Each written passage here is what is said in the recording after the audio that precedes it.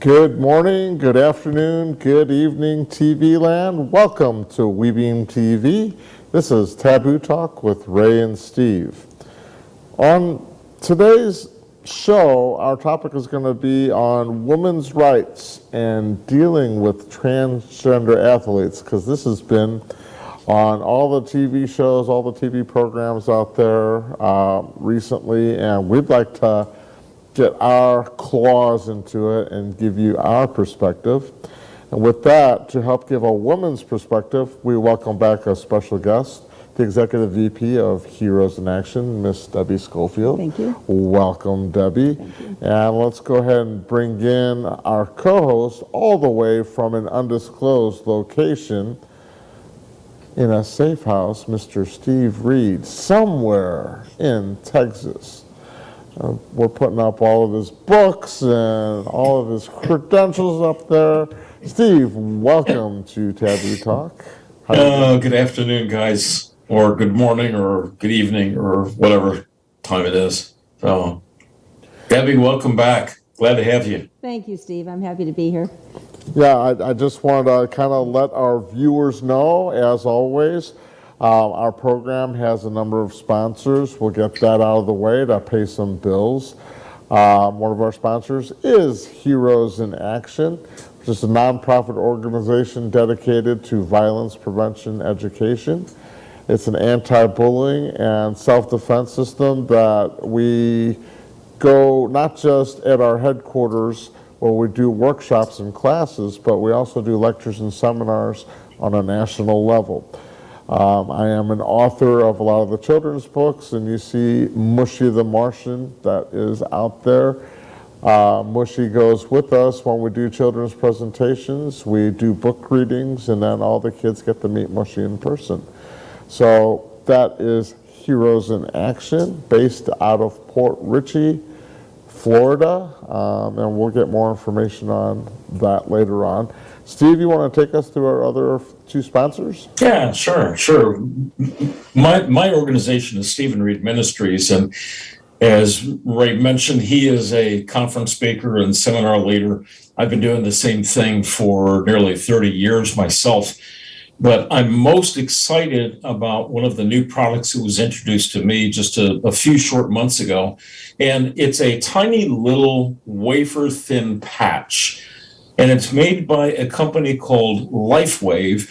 And what that particular patch does that I just shared with you is it actually activates your own stem cells. There are no injections, no drugs, no pills, no lotions, anything of that sort.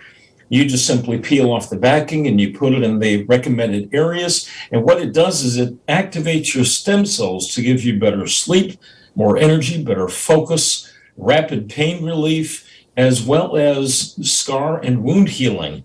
And I will tell you, Ray, you know, I had a little accident a few months back and broke my leg, and the scars are actually diminishing dramatically. So I just got my cast off yesterday, and I'm amazed at how well things are healing. So I'm excited about that. But the Lifewave product, it really will help you in so many different ways. Well, I know you also said that you sent out some samples for Debbie, Rob, one of the techs here, and myself to try out because we're curious as to what this miracle thing is and how it works. I know I'm trying to avoid another hip replacement surgery, so I'm definitely interested in really seriously looking into this and seeing if it will help me prevent or put off any surgeries in the near future. Absolutely. Who's our other sponsor? Our other sponsor is a very wonderful friend of ours. Her name is Natalie Thurmond. Natalie has been with the Shackley organization as a distributor now since, well, I don't know what the exact year was, but it's been 41 years. I'm not good with math. But Natalie has been a distributor for 41 years. She was originally told she had arthritis, and she didn't want to go the prescribed method that the doctors told her, so she became a distributor of the Shackley products, and it literally changed her life. She's 84 years old old today. She's still playing the piano and organ. She's still gardening, and she's still sewing. And doctors told her many years ago that she would not be able to do that for much longer. But she told me recently that 150 Olympians, athletes, are now using the Shaklee products to help in their overall physical and sustenance and their health. And as a result of that, they're coming back with some pretty amazing results. So not only does Shaklee have a complete line of nutritional supplements, but they also have a complete line of skincare and also non-toxic, economical household cleaners. So if you want some more information about how to purchase the Shaklee products or look at their income opportunity, you need to talk with Natalie Thurman. She is a dear friend and she knows what she's talking about. No, and we are all real fortunate to have her on as a sponsor as well.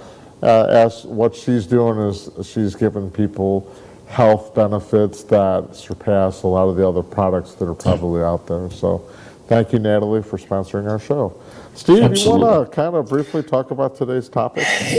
Yeah, Ray, you already kind of set the stage for us, but it has been in the news over the past week or so that Leah Thomas, an athlete, NCAA athlete from Pennsylvania, came away with the top award for one of the swimming races that she was involved with. Unfortunately, she bumped out some other, well, let me rephrase. She bumped out some women that should have won the award.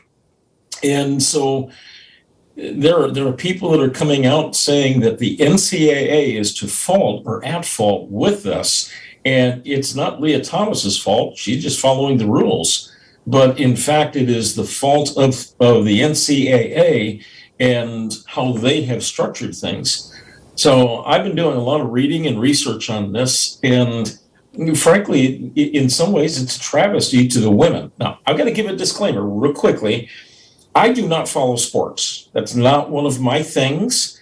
So all of this is based on the things that I have been following just recently on this particular subject. So, Ray, I think we've got a video that gives a real brief overview on some of the things that are going on with this whole thing. Can we cue up that video? Last year, we signed a bill to ensure fairness in women's athletics. We thought it was very important that young girls and women athletes in the state of Florida had the ability to work hard, to realize their dreams, and to compete fairly, whether it's in swimming, whether it's in track and field, you name it. And that's something that was really meaningful to a lot of people in Florida, particularly people like me who are parents of young girls. So that's something that was really important, and we're glad we did that.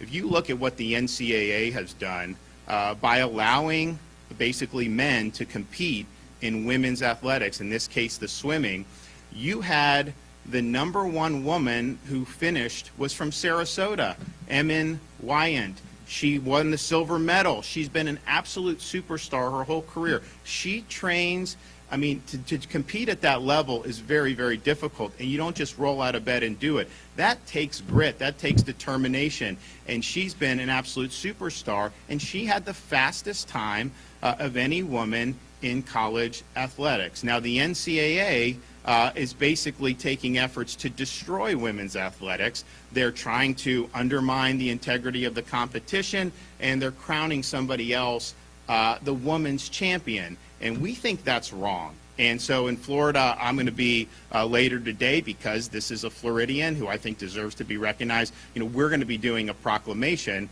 saying that Emma is the best female swimmer in the 500-meter freestyle, because she earned that. And we need to stop allowing organizations like the NCAA to perpetuate frauds on the public. And that's exactly what they're doing. They are putting ideology ahead of opportunity for women athletes, and I think that there's just some people that are afraid to speak out and say what they're doing, but that is what they're doing. And so in Florida, we're going to be very clear when they try to do things like that. when they try to undermine the integrity of competition, when they try to counteract the ability of women to realize their dreams, we are going to speak out about that. And so we'll be issuing that proclamation just because, you know, as somebody that was such a great athlete in Florida, has now moved on to the University of Virginia, you know, we need to honor that appropriately. And if the NCAA was willing to actually ensure the integrity of women's competition, she would have been crowned national champion. Okay, Steve, what do you think Yes. about what Governor DeSantis had said with regards to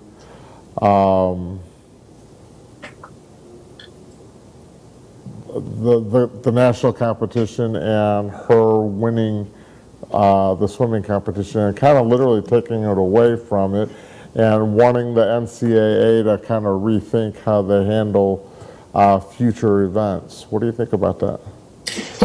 I think Governor DeSantis is spot on. I think the attention was brought. I don't think the NCAA really thought this whole thing through on how it would impact women in their sports. And I'm proud of Governor DeSantis for basically saying it's nullified as far as he's concerned, that the woman from Florida is the real winner of that whole thing. And she placed the best in the female competition. And so I appreciate what he's doing. And I understand he was doing an official government proclamation of this either yesterday or today.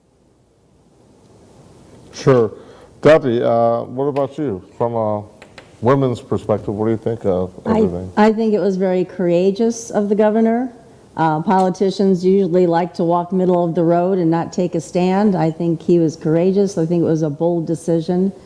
I support the gay and transgender communities, but when a man who is physically stronger than a woman is competing with women, it just puts all the women in the competition at a disadvantage. Now, you know, they're saying that he met all the requirements, or she met all the requirements for getting all of the injections for, you know, I'm not, Right. for hormones, and met everything that she had to be able to compete.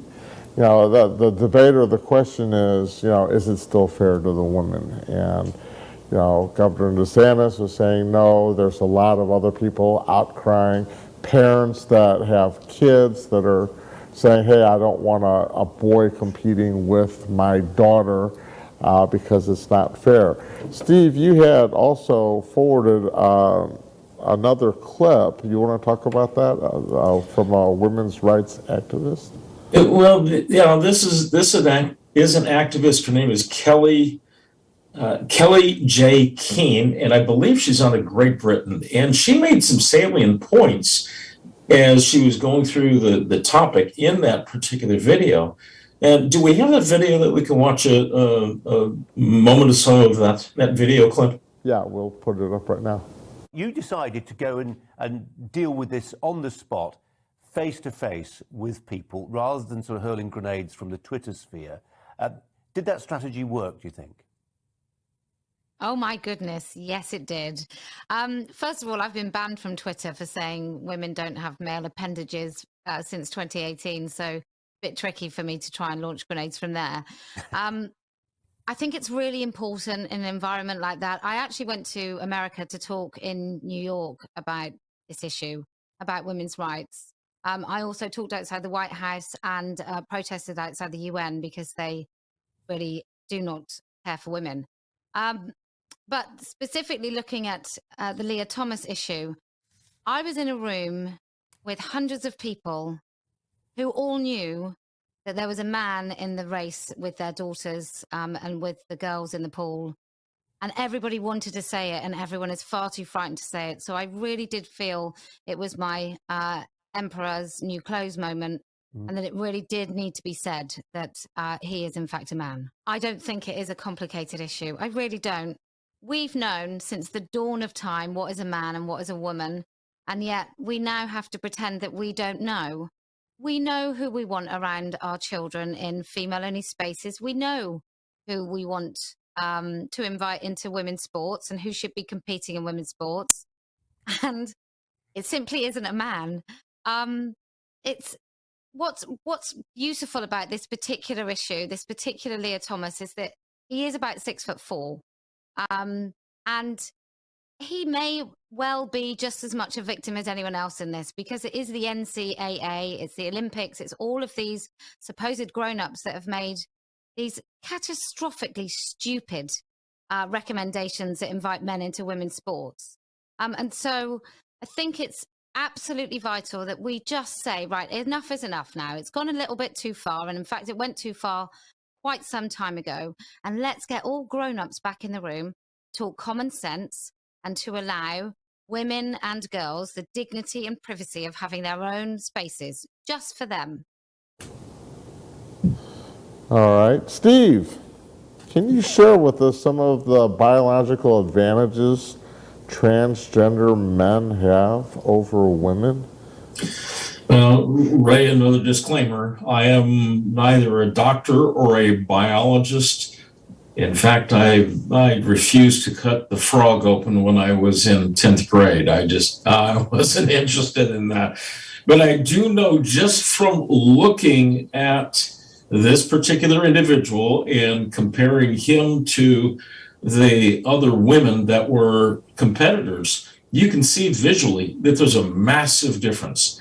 His bone structure is different. His shoulders are much broader. His muscular tone is very definitely a male muscular tone. And when you look at it from a biological perspective, when he went through puberty, all of that stuff was in place. So he may be going through all of the hormone treatments right now, but it does not change the fact that his muscles and his bones are already that of a 6'3" or however tall he is male. I mean, his hands are larger, his legs are stronger. So how would that be fair if he's competing with women who are a third his size? And it's not about the physical size, but it's just looking at the muscular structure. There's no comparison. So I have a challenge with this. Sure. Debbie, with regards to sports, athletics, elementary school, middle school, high school, on a school level, can you talk a little bit about what you had shared with me the other day? Right. Well, the problem is, if with the transgender against biological women, a high school athlete depends on getting a scholarship in their sport for college. If they can't get that scholarship, they may not go to college. If they don't go to college, they're not going to be able to participate in the college level sport and be seen by pro teams, and they may not be able to go professional. Along with that, reaching that professional level, they may not be able to get the sponsorship that the pro athletes get. From a high school level, competing against them on a high school level can take them through their entire life, change the whole track of their entire life. They may not be able to reach their goals that way. So, Debbie, I hadn't even thought about the scholarship aspect of things and that side of things. I'm just thinking right now about the college level, that they're already there participating at that level. And I hadn't even thought about what it is for the younger girls, the 14, 15, 16-year-old girls that are aspiring to that level. You know, I've got a good friend of mine in Pigeon Forge, Tennessee, that her 12, 13-year-old daughter is very much into basketball. She's on the special league of basketball players, and she's traveling all over Tennessee playing. I can't imagine how devastated she would be spending all this time and energy and then being beaten out by a man. right. Or a teenage boy. It's just, to me, that's just wrong. So, Ray, you have competed on the world stage, as I understand, in martial arts and boxing. And you've got a different perspective from that arena, from your experience in those competitions. How do you think this manifests itself in that arena as well? So I used to be a martial arts point contact tournament promoter, full contact kickboxing promoter, and boxing promoter. And I competed from my teenage years all the way up through my adult years. And once I got my black belt, I competed on a national level. And when you're looking at tournaments, pretty much for 4-year-old, 5-year-olds that are competing at a martial arts tournament, yes, it's going to be co-ed. They're going to mix them because they're about the same size, same strength. They're not going to hurt each other. You have some girls that actually dominate the boys, some boys dominate the girls, but it's not that different. Once they get to the 7-8-year-old category, it's the same. It's still co-ed. But, and this is with USA Boxing as well, once this is a contact sport, once they get into the 8 to 9 year or 9 to 10-year-old age range, the divisions are split. You're going to have boy divisions, you're going to have girls divisions, because boys are developing, they're growing, they have more strength, they have more reach than a lot of the girls do. So with the martial arts tournaments, as well as with USA Boxing amateur competitions, you're looking at, that's where there's a separation, a boys division and a girls division, all the way up through the adult divisions. It's a separation because there's that risk or liability of injury from somebody that's more developed and stronger hurting a less developed. You don't want to say women are less developed, but naturally they're not as strong as their male counterparts in a competition. Now, you have had some MMA fighters that were men that were transgender and fought in the women's divisions and totally slaughtered or dominated the women. And there was an outcry that this is really not fair. Is there an answer to this? Look at special. Yeah. You have Olympics, and then you have Special Olympics, and then you have Olympics for people that Paralympics. Say it again. Paralympics. Paralympics. So, if you have a category for transgender Olympics or transgender athletes that they're able to compete on a high level against each other, why can't they do the same? Now, this is probably going to piss a lot of people off. I really don't care. But you're not going to take a child or an athlete with special needs and put them up against somebody that is going to blow them out of the waters. For the same token, with the Paralympics, you're not going to, you can't compare apple to apples. I think an answer to the solution or to this problem is why don't they compete in their own gender, as far as a transgender competition where transgender girls compete against transgender girls, transgender boys or men compete against transgender men. That takes care of the problem. And it's becoming more and more prevalent. I think, there's more transgender women that want to compete in men's divisions than there are men to women's. But, as this grows, I have a brother who has a son that is gay, and I have another brother who has a son that's binary. And I have nothing against the LGBT community. I do feel that there are things that can be fair for the straight community as well as the LGBT community so that everyone can win. This is kind of turning into, hey, everyone gets a trophy. But no, it's everyone gets to compete against somebody that is on their skill set or skill level. I don't know if that makes sense. You guys can chime in on that. But for boxing and for martial arts, at a specific age, they had a separation where they have the girls compete against each other and the boys compete against each other all the way up until the advanced adult divisions for amateur level competition. Pros, it's kind of getting changed or dictated by the NCAA or other bodies of athletic regulations.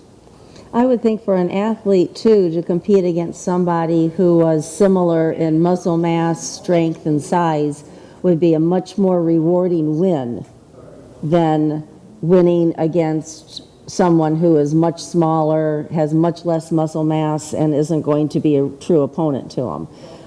Just as being in athletics as I am, I don't like anything given to me. I like, if I win, I want to know I won. It's much more gratifying. So I would think that a separate division would be more gratifying for the athletes themselves. So you were sparring last night against people, teenagers, men, women, and kids. Yes. And you saw that, okay, when you were going up against the kids, you had an advantage. Mm-hmm. When you were going against women your size, not necessarily your age, then it became equal. Right. When you went up against Dylan, who is 6 foot what? Dylan's about 6'2", 6'3", and he's using his reach. He's using everything against It was him. cover and hope I got a hit in. I hope you videotape that. I'd like to see that. But when you stop and think about this, right, Debbie, you know that I broke my leg last year and had all kinds of complications. I just went to the doctor yesterday. They got me out of the cast. Finally, I'm walking around in a boot, and I'll be in this boot for another month or so. But I am handicapped. Okay, there's no question. I'm not ashamed of it. I am handicapped. Would it be fair, even if I had multiple black belts like you do, Ray, would it be fair for me to compete against you in an arena knowing that I can't really walk very well? Now, this boot that I have is metal straps on the side. If I ever connected with you, it would hurt. I promise it would hurt. But would I be able to connect with you? Because I don't have the agility that you have. So would that be fair for us to compete against each other in a ring? So the same thing is true with the whole transgender issue. Is it fair for a man, a biological man, transgender, is it fair for that person who is muscularly and completely different in structure and build to compete in a women's sport? That's going to get back to the athletic commissions that regulate all of this. I agree with that. We talk about parents standing up in schools about critical race theory, while parents are going to be standing up in schools about the fairness of sports regulations for their kids in school, so they can get the scholarship, so it is fair or equal for them. So you're looking at the athletic departments that regulate all of this. They're the ones that you're going to need to speak to and say, hey, look, depending on the sport, swimming is not a contact sport. But it's still not fair because you have a 6'4" guy going up against smaller women that's got the strength and the leg strength and the upper body strength that he can pretty much dominate that sport. Is it fair? You're going to have varying opinions. Me? No, hell no, it's not fair. Contact sports? No, there's too much of a liability factor for somebody to get severely injured. That's Absolutely. why there's that separation. Now, if we were to go into archery, if we were to go into canoeing, if we were to go to any other sports that are regulated, that there's a monetary prize. You have in golf, the Pro Golf Tour for men, and then you have the Pro Golf Tour for women. So if you have a male golfer that's now transgender, that he can, and I'm not a golfer, so forgive me, but he can do a drive a lot further than the woman golfer. Is that fair? Because they're competing for monetary prizes. So again, it's going to be what's regulated by the Athletic Commission, what's going to be fair for those competitors, and if they don't see it's fair, they're going to have to stand up and say something about it. You know, Ray, you mentioned canoeing. Is it fair for a man to be competing against a woman in canoeing? Their upper body strength is very different. It's a whole lot stronger than a woman's is normally. Okay. Now, I'm not saying that women can't bulk up and have that upper body strength, but naturally that's not the case. So we have to look at that. You know, I've been in and out of doctors' offices and hospitals and so forth over the past year, and I had to give blood work not too long ago. And I went into the lab where they were doing the blood work, and I had to fill out my information, a little kiosk, and an iPad type kiosk, and it asked for my name and my phone number, address, etc. But then it had gender, and there were only two options. Right. Only two. Okay. That's we have changing. Yeah, we've gotten away from the truth about the reality of what the genders are, male and female. That's the way God made us, male and female. So we got to be fair about this. Debbie, you had mentioned earlier about scholarships. Right. What about professional athletes and the amount of money that they make or the amount of sponsors that they get? Right. Well, women athletes are across the board paid less than men. The women's soccer team this year won a lawsuit to get equal pay from the Soccer Federation. Even with that, their back pay was less than they had asked for. They still got a little less, but it was a huge step in women's sports. I'm on the fence. I do understand it from the business side also. Women's sports don't bring in the viewership that male sports do. We talked last week about when people love violence. Men are going to be more violent than women. They're going to kick the ball harder. There's going to be more fights on the field. Men are going to be more violent, and people love violence. And so from a business standpoint, I understand that, but is it the woman's fault if they are working at their peak performance just like the men are? Why shouldn't they be paid the same for that job that the men are? Maybe it's the federations and the leagues that have to market the women's sports differently than they market the men's sports to get that viewership. Maybe it's not the women's fault, the athlete's fault. Maybe it's the league and the federation's faults for not marketing them correctly. They're trying to market them the same way, and they're not going to get the same viewership by doing that. So yes, it's so if you're looking at a professional women's basketball team versus a professional men's basketball team, the viewership isn't going to be as high. I think it's getting there, but it's going to be: are they bringing in money from the viewership to justify getting paid as much as the male counterparts? So with it, marketing, with it, that's something that, Steve, help me out here. Because this is a tough subject. This is a tough topic. Well, it's called reality. I don't want women to get pissed off at me. They usually No, are. I understand that, but women are typically not as attracted to sporting events as men are. And so now we get into the whole is it fair from a financial perspective? The problem comes in is you have all of these big corporate sponsors. They're not paying the teams and the leagues as much as are the women's leagues, as much as they are the men's leagues. Right. So where does the money come from? Now, obviously you shouldn't be taking it away from another league or another team. Then we're talking about socialism, and that's not going to work either. Nobody's ever proven to me that socialism actually works. I think it's just one of the unfortunate realities that we have in life. Well, but in 1943, when they brought in the All-American Girls professional baseball team, at first they had, there wasn't TV and iPhones and all that then. You had to actually go to the games. At first, nobody was in the stands.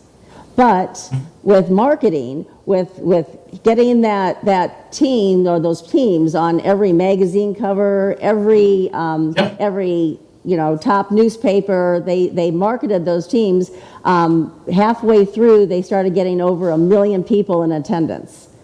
Sure, the way they marketed them was, pinup girl type things. I'm not saying go back to that, but they had to market them differently than they did the male teams, because the male teams, people knew what they were going to get. They knew there were going to be fights out on the field. They knew that the ball was going to be a home run or hit out of the park.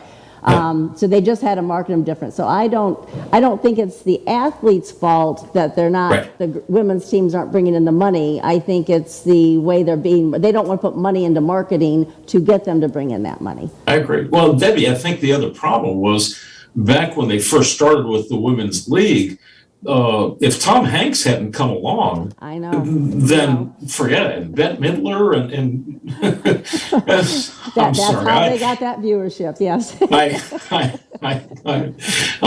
digress. And I hate to say this, but Ray, I'm watching the clock, and I have to digress again. We got to pay some bills, and so I'd like to share again one more. It's not digressing. That's how we keep the show going. Absolutely. So again, I wanted to share a little bit of insight into the company Lifewave that I affiliated with a few months ago. Ray, I started having some lower back problems from some bulging discs many years ago, and I was dealing with constant pain.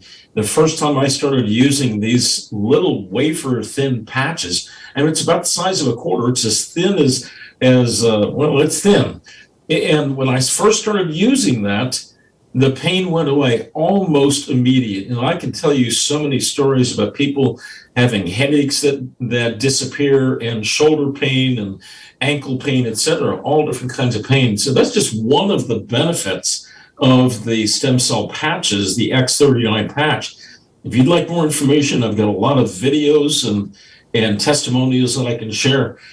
Please reach out to me. I'd love to give you the information. Absolutely. And let's get back on track here. I'd like to give our viewers a little history lesson that you, my co-host and good friend, had shared with me. And it blew me away, because I really don't think this is being taught in our schools anymore. So if we could cue up the video, and let's get a little history lesson going.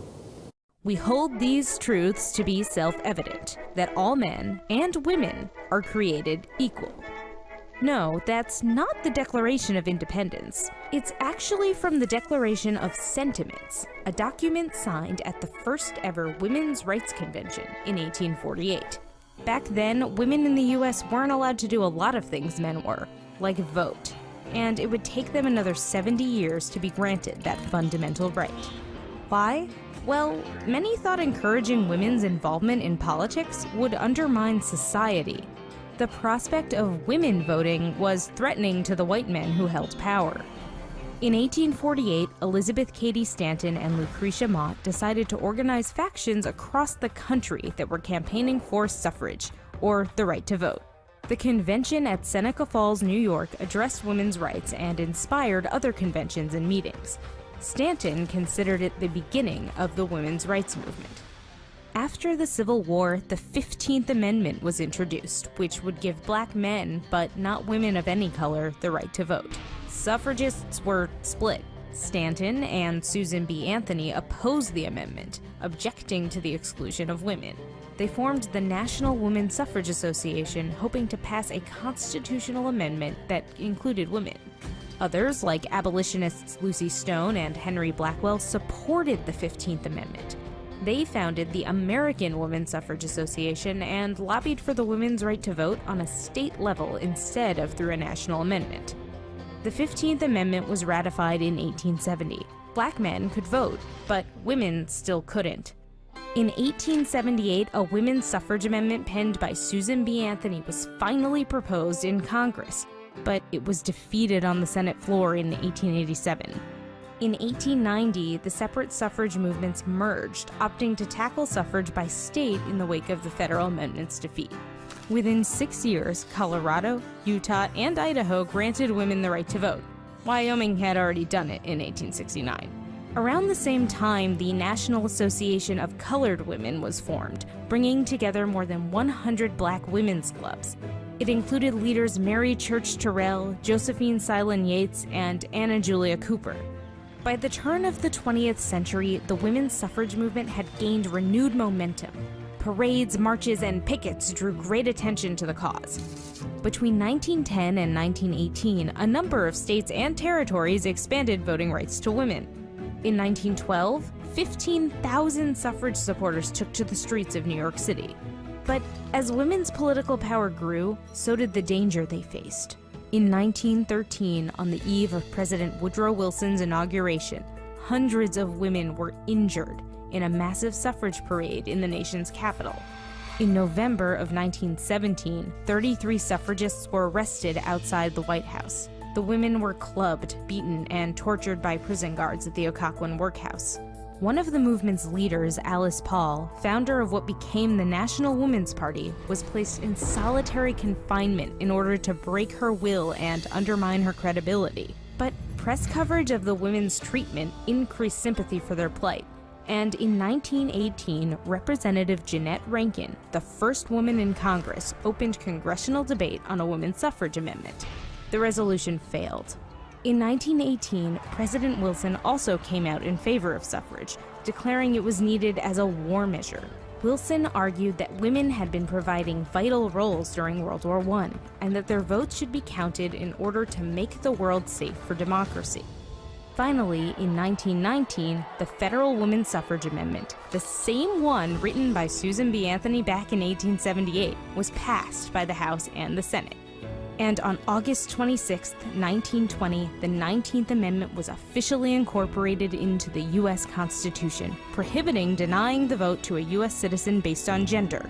Although states could still deny voting rights based on other things. It would take another 4 years for Native American women and men to get the right to vote, and more than 30 years before major restrictions were lifted on Asian American voting rights. So I don't think you've seen that video before. No, that was the first I've seen it. What is your opinion about how far we've come with equal rights? And how does it play into the LGBT conversation with today's standards? First, I think this is the greatest country in the world.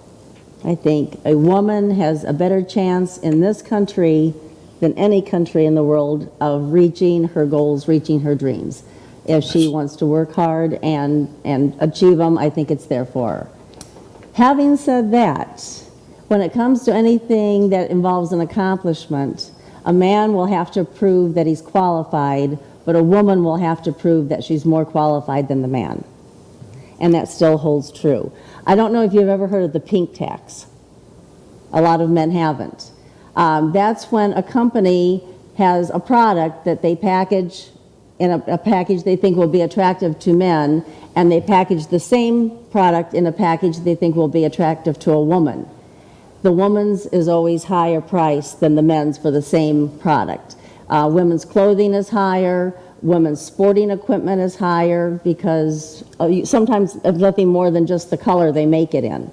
It's called the pink tax, and all the way across the board, all the way to mortgages, women end up paying more for mortgages, health care, everything. Women end up paying more for it. So across the board, it's still a discrimination. Imagine if instead of being called the pink tax, it was called the color tax.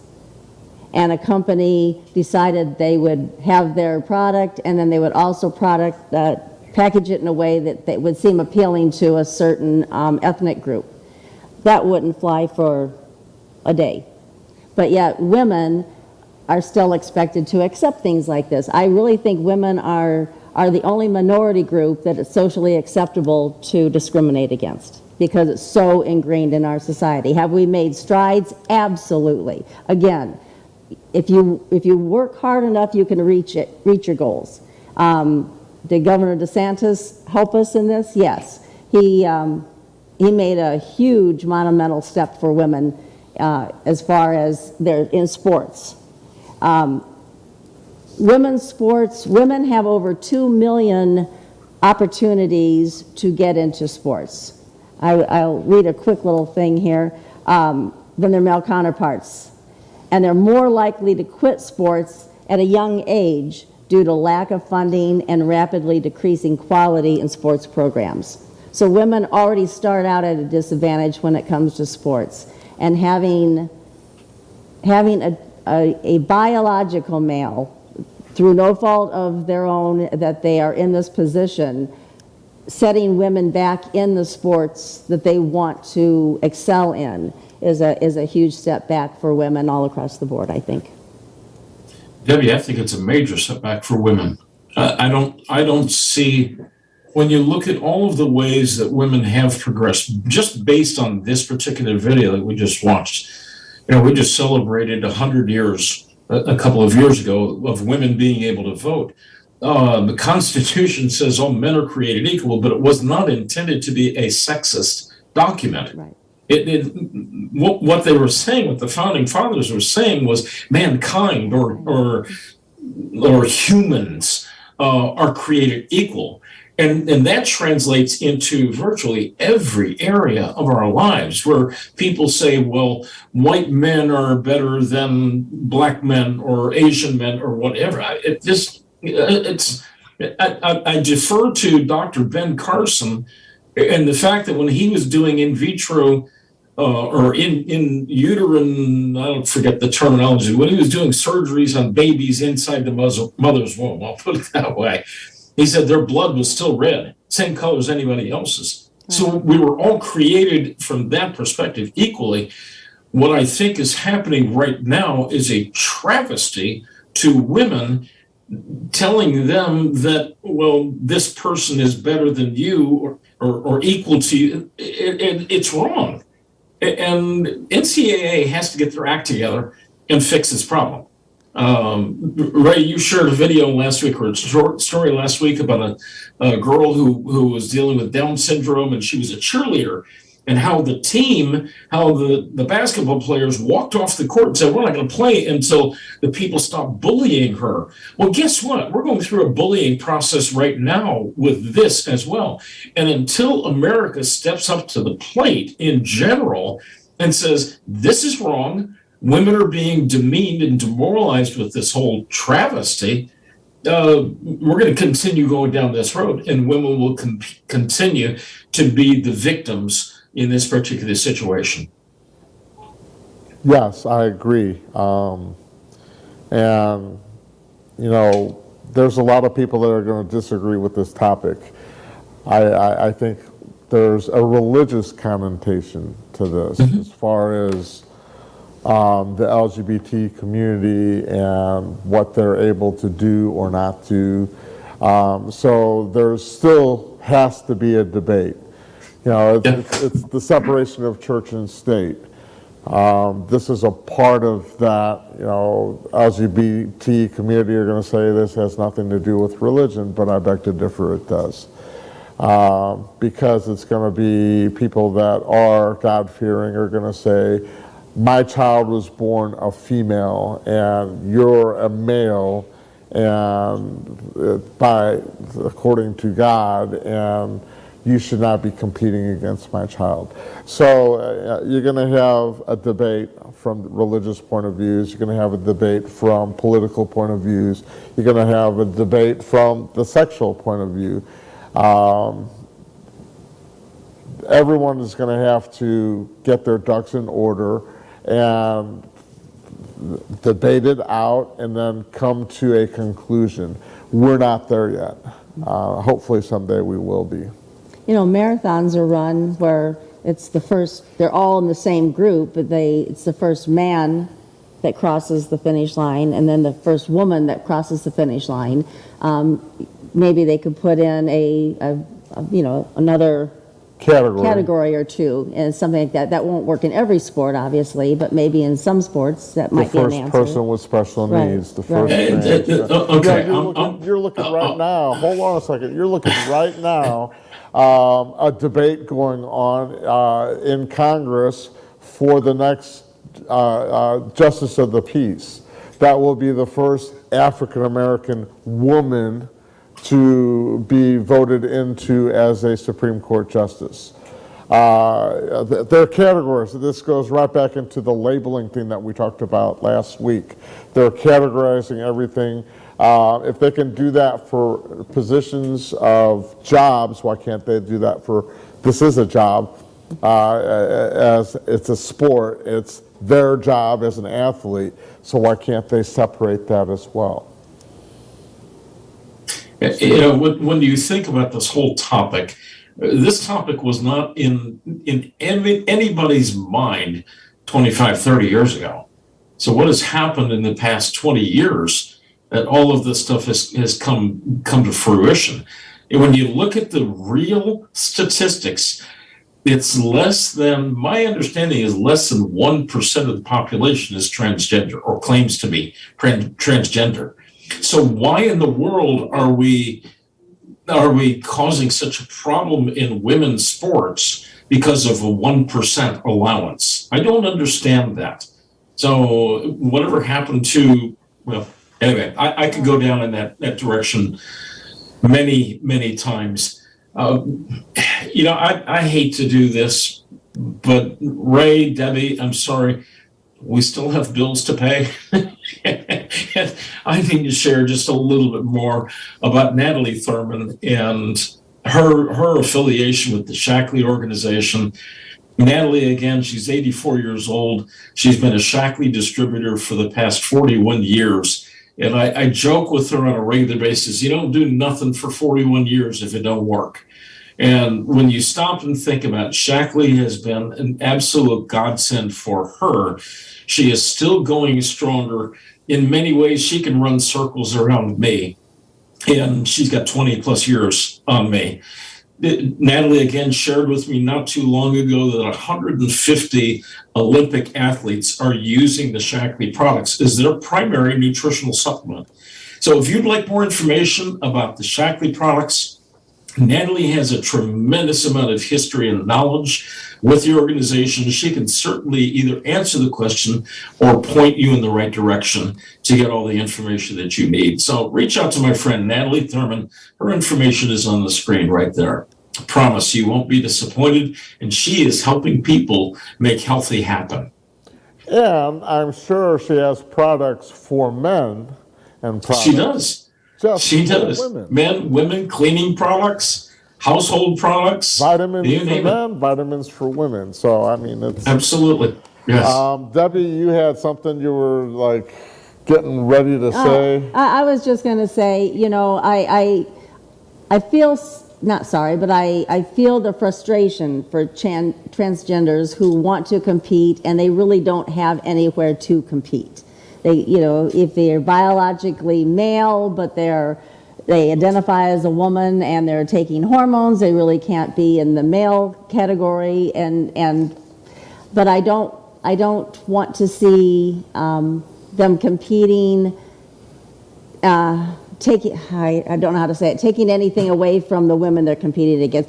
I don't want to see them being able to compete to the disadvantage of the people they're competing with. It's a problem. I feel their frustration, and I understand. And like Ray was saying, it's something we're going to have a debate about and figure out how to make things fair for everyone. Debbie, I agree with you 100%. But are they going to have a category for 66-year-old men with broken legs competing for Dancing with the Stars? Maybe. Sometimes you don't get what you want, and that's called life. So why do we force, Ray, you brought up earlier, why do we force the everybody should get a trophy issue in a thing like this? It's flat out wrong. In this case, I am 100% behind women. So, Steve, I identify as a unicorn. I can see that, right? Does that mean I can enter a horse race and run Yeah, against all pretty the other much. horses? Oh, or you know, Women and kids love unicorns, so I identify as a unicorn. So I'm just saying. oh, Ray. I think it's almost time we wrap things up. Ray, tell us one more time about Heroes in Action and how you guys are making a difference in people's lives. Sure. Well, before that, Steve, Debbie, I'd like to thank you both for adding to the discussion on this topic for our show. And I hope everyone will join us next week. We're kind of doing a double whammy on discussions for the military.